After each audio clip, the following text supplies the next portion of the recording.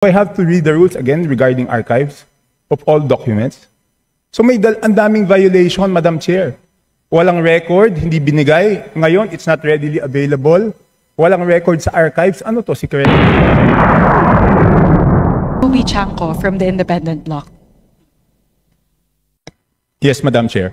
The highlight of the President's SONA was yung sinabi na mahiya naman kayo, initiative, errata, for the boys SOP. So ang initiative at errata ay nanggagaling po yan sa Kongreso. Kaya nga medyo nahirapan si Sec. Ralph na sagutin kung paano nabawasan yung iba dahil talagang Kongreso po may alam yan. At dalawang pagkakataon po yan, sa BICAM at sa small committee.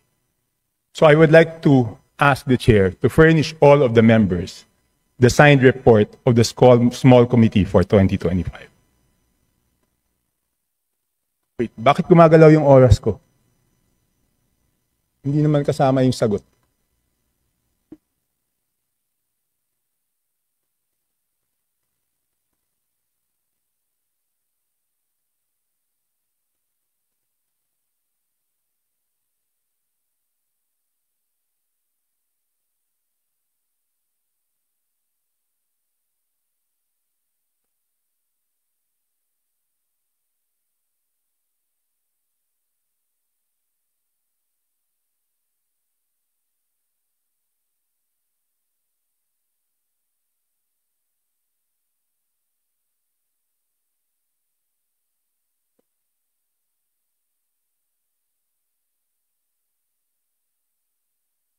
Thank you very much, Representative Chanco. The request will be put under consideration and we will let you know if it's possible to... No. Madam Chair, why should it be put under consideration? This is of public record. This is in accordance with our rules. That all committee reports must be given to all members. And that shouldn't be taken against my time because you're telling me that, teka, balik natin yung oras ko kasi sinasabi nila that will be taken into consideration. It should not be taken into consideration. Madam Chair, allow me to read this, no? Declaration of Principles and Policies. Section number 2 of our rules. Public office is a public trust. The House of Representatives and every member thereof are accountable to the people at all times. I will not read the ending portion. Number 3, efficient and effective access to and dissemination of appropriate and accurate information are imperative in lawmaking. So why should it be taken into consideration, Madam Chair? Was not the appropriations chair at the time. So the person who's covering the jurisdiction of that particular document, that is a document within the purview of the 19th Congress. Given that we've now crossed over to the 20th Congress, we would need to consider that request. Madam Chair, that's not acceptable. This is public records. Pareho pa naman yung COMSEC natin. At yan dapat linalagay sa archives. Do I have to read the rules again regarding archives of all documents? So may ang daming violation, Madam Chair. Walang record, hindi binigay. Ngayon, it's not readily available. Walang record sa archives. Ano to, sikreto? Again, this representation was not the appropriations chair. Let's ask the committee secretary, where are the signed records of the 2025 small committee report?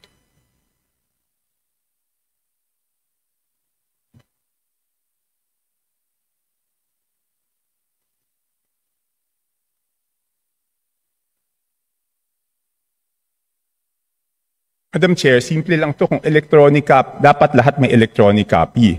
So dapat i-email sa amin lahat within 5 minutes, di ba?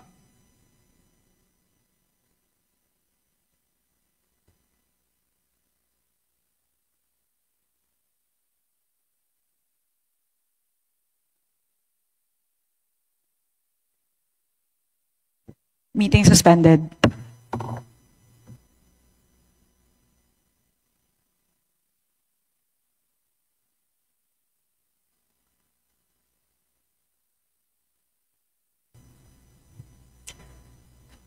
As a response to the Honorable Chanco, we will look into the records and look at the particular item. The subject matter of today's hearing is the briefing on the 2026 budget. So this is an internal matter that may be taken up with the Committee on Appropriations separately. So Madam Chair, starting Wednesday, tatanungin natin yung mga departamento, paano nila ginastos yung budget nila. Paano natin sila tatanungin kung paano nila ginastos yung budget nila kung hindi natin alam paano sila nabawasan at paano sila nadagdagan. We will be able to scrutinize the performance of the different agencies as well as the utilization of the different line items based on the 2025 performance. So this does not preclude us from doing that scrutiny. Meron ba o wala? We would have to look into the records. May I ask exactly what you are asking for? The small committee report of the 2025 budget. Let us just ask the COMSEC kung meron o wala. Kung meron, why was it not filed sa archives based on our rules 15 days after? So meron ba o wala? Simple. Kung meron, bakit hindi na-file sa archives? Kung wala, I will let you proceed, Madam Chair. I will not hold this budget hostage. Gusto ko lang malaman, meron o wala? The HGAB itself, the output of the small committee is already embedded into the HGAB itself. So that's the report. That's the output of the small committee. It's not the report, Madam Chair. Based on our rules, each committee must come out with a report. No committee is exempted from coming out with a committee report.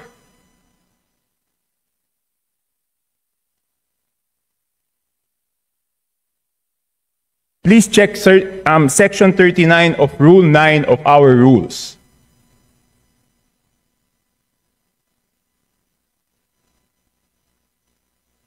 Kasi di ba kung meron, ang dali-dali naman, di ba kawala?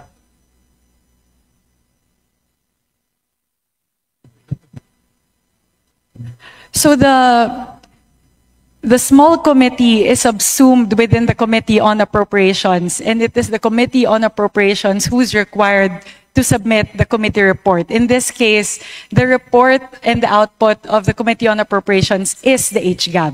No, it's not. The HGAB is different from a committee report. Just like any other bill, the bill is different from the committee report. There must be a committee report included to the bill. It is not one and the same. At the point of after the committee hearings are done, the Committee on Appropriations comes out with a committee report, and then it moves to plenary, at which point we approve it and the small committee works. So now the output of the Committee on Appropriations, once that is elevated to the plenary, is the HGAB. No. So there's no other committee report that needs to be furnished by the Committee on Appropriations apart from the HGAB itself. It is not exempted from our rules, Madam Chair. Maliwanag, Section 39. Gusto nyo basahin nyo? Okay, I will ask the committee secretariat, how many meetings were held? There were 2 meetings. 2 meetings. Did you follow... Nasaan yung minutes ng meeting?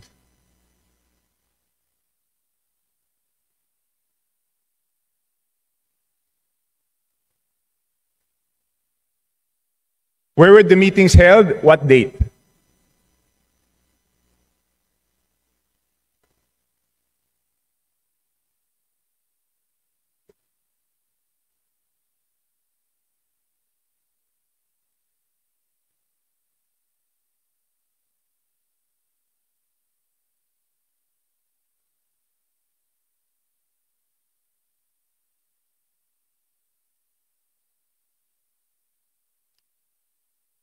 Madam Chair, I can read Section 39 of our rules to make it clear that the committee report is different from the HGAB, but I don't want it to take up my time.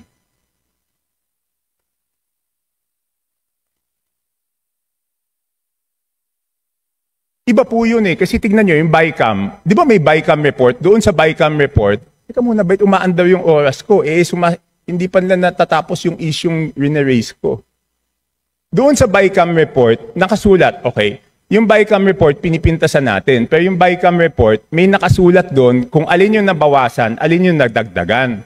Dito sa HGAB, wala tayong makita kung alin yung nabawasan, alin yung nadagdagan. With the indulgence of Representative Chanco, so the COMSEC is currently looking into the specific request as well as the level of detail that you are requesting. No, within 5 minutes, I need the committee report. If we may please move on to the other questions Yes, while but- they're working on Yes, this. I will. But if within 5 minutes wala yan, ibig sabihin wala yan, ngayon palang gagawa yan. Ang gusto natin na committee report is the same as the BICAM. Okay? The same as the BICAM. Nakasulat kung saan binawas, saan nadagdag. Okay, I will mention why it is very important. Okay, ito may dalawang distrito, no? At sino ang nag-introduce ng amendment? May dalawang distrito, hindi naman to kasalanan ng congressman doon sa distritong yon. Ang NEP nila is 2.530 billion. And then, pagdating sa GAA, naging 20.999 billion. Isa pa, 1.508583 billion sa NEP. Pagdating sa GAA, 20,795. So, tapos, ang pinasok lang sa BICAM dito is 5 billion and 4 billion each. So, ang napasok dun sa small committee is 13 billion. Dun sa isa, yung isa 14 billion. So, sino yung nagpasok ng 13 billion na yun at saan tinanggal yun?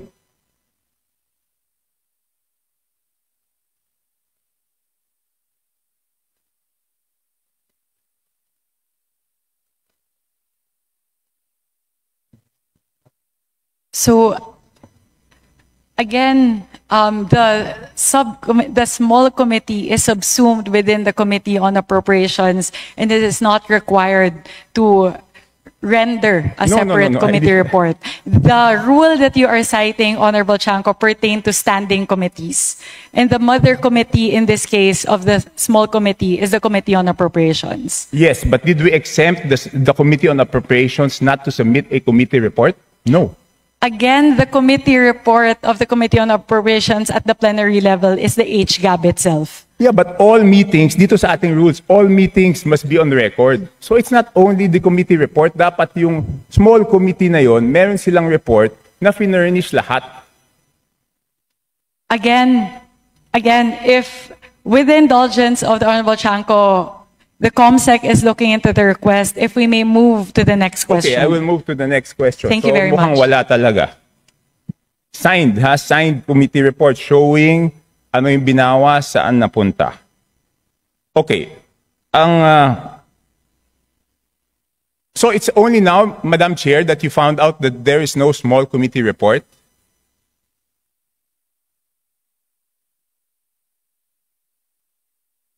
Madam Chair, it's only today that you found out that there's no small committee report? Again, Representative Chanco, I was not the chairperson of the Committee on Appropriations at NIME, nor was I linked to the budget deliberations or the deliberations of the small committee. So this is something that we are looking into based on your query. Okay. So, you mentioned in a press conference that you will have a subcommittee on budget amendments to replace the small committee. Is that correct? Yes, that is correct. Does it mean that we will now strictly follow section 56 and 57 of our rules? That after we approve on second reading, no further amendments will be made? Yes, that is correct.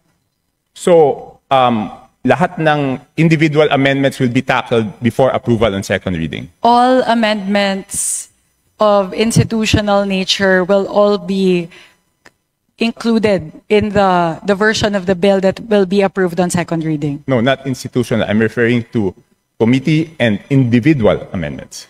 Technically speaking, yes, both committee and individual amendments as moved, as tackled during the period of amendments in the plenary. So after the second reading, wala na pong babaguhin? Yes, that is correct. Okay. Sumunod, sino po ang mga miyembro ng small committee at paano sila pinili? As of now, it's an ongoing discussion. It will not be small. The It's actually subcommittee on budget amendments. Yes. So we are looking into representatives nominated by each of the political parties, plus the party list coalition, plus members of the minority. So we are looking at least 10 members. So discussions are still ongoing, so I'm unable to say definitively how many the members are and who the members are. So sinabi niyo po, political parties, majority, minority.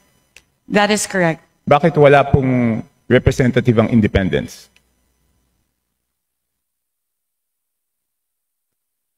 Hindi pa po kami dapat tumingin din sa budget?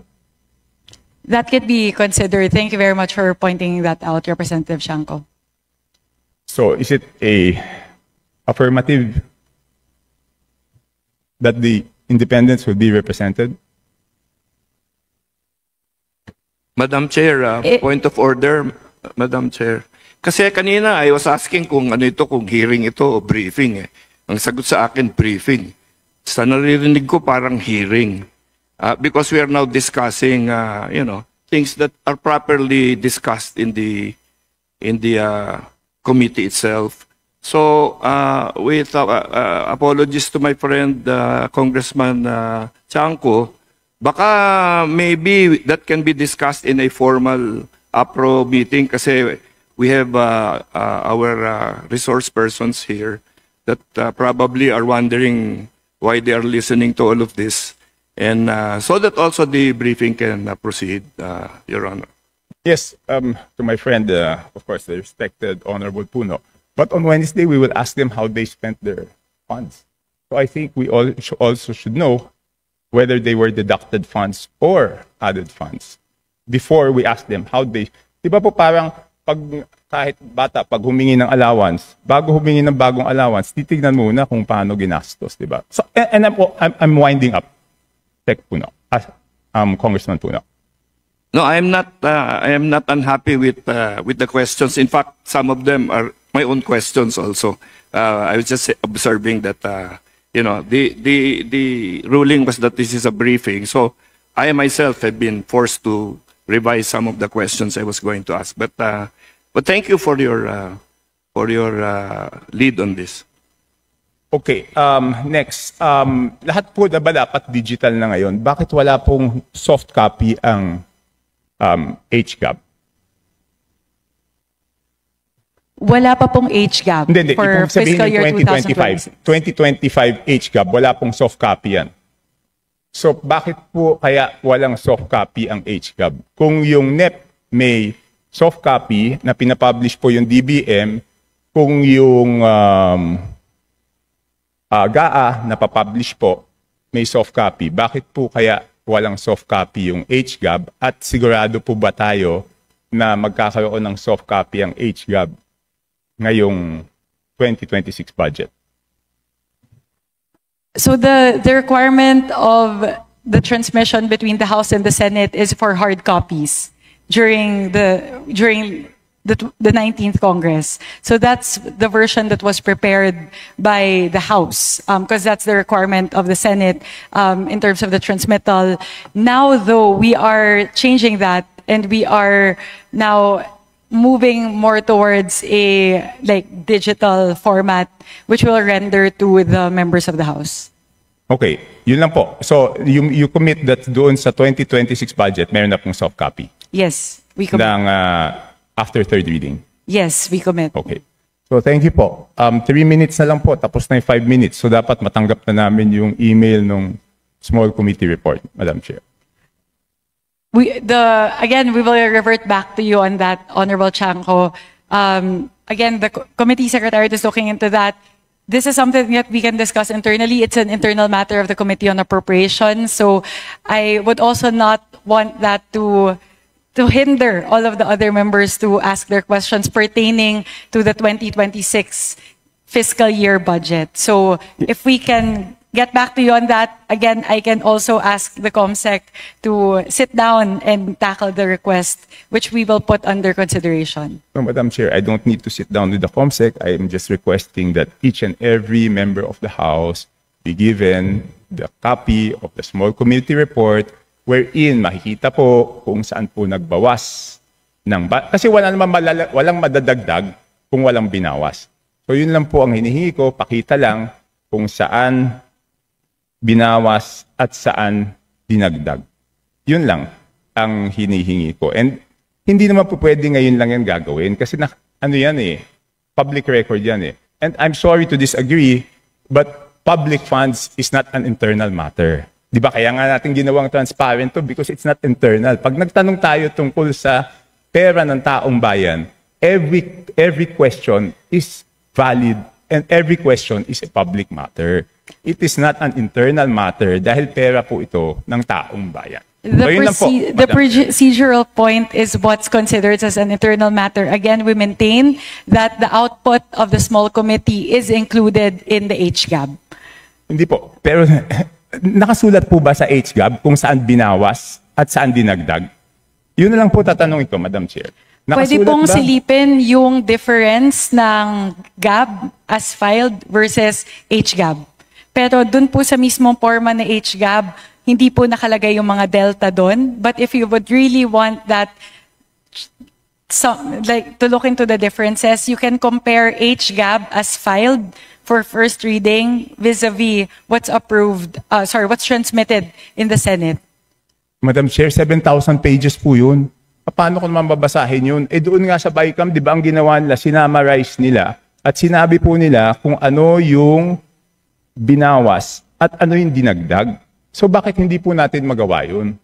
Di ba 7,000 pages, babasahin natin isa-isa tapos hahanapin natin alin yung tumaas, alin yung bumaba. Eh sa BICAM po, ang ginagawa po nila, sinasummarize, nakasulat po doon. And ang balita ko sa Senate, gagawin nila is aalamin kung sino yung nag-introduce ng bawas at sino yung nag-introduce ng dagdag. And I hope the same will be done in the House, Madam Chair. Noted on that, we will take that into consideration as we move forward with the reforms for the budget deliberations for the 20th Congress. Last question, Madam Chair. What will be the participation of the civil service, the CSOs, the NGOs, and the POs doon sa ano? I will revert back to, I will respond to this question, but this would be the last question with the indulgence of Honorable Chanco. So they will be engaged as non-voting observers in all of the committee hearings. So they have full access to committee hearings and essentially all the deliberations of the Committee on Appropriations as well as the plenary deliberations. And we also have a People's Budget Review wherein that's a day where they can present all of their suggestions and their queries with regard to the 2026 budget. Madam, bakit pag ako nagsasalita, pati yung sagot ng chairman, tumatakbo yung oras ko? This is an extension na po. Yeah, A while ago, the countdown was in accordance to the length of your questions lang po. Yes, Congressman Erice was given 3.49 minutes extension. I was stopped at 2 minutes.